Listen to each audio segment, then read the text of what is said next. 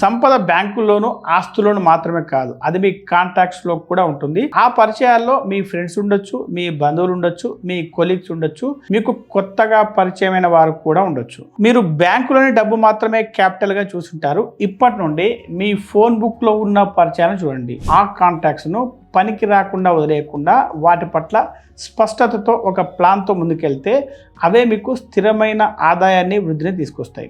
అయితే మీకున్న పరిచయాన్ని వాడుకొని పైకి ఎదగడానికి మీరు ఎటువంటి సెలబ్రిటీ కానీ, ఎటువంటి రాజకీయాలు చేసే వ్యక్తిగా కానీ ఉండాల్సిన పని లేదు. సాధారణ జీవితాన్ని జీవించేవారు కూడా తమ పరిచయాన్ని సక్రమంగా ఆర్గనైజ్ చేసుకోగలిగితే అద్భుతమైన ఆర్థిక ఫలితాన్ని సాధించగలుగుతారు. అంతేకాకుండా మీ కాలేజీ వాట్సాప్ గ్రూపులు, లోకల్ బిజినెస్ అసోసియేషన్లు లేదా మీ అపార్ట్మెంట్ కమ్యూనిటీ నెట్వర్క్లు, ఇవి కేవలం సోషల్ గ్రూపులు మాత్రమే కాదు, ఇలాంటివే మీకు కొత్త అవకాశాలని, కొత్త కస్టమర్లను, కొత్త పార్ట్నర్షిప్ను అందించేవి, మీ క్యాష్ ఫ్లోకి బ్రిడ్జిలు లాంటివి.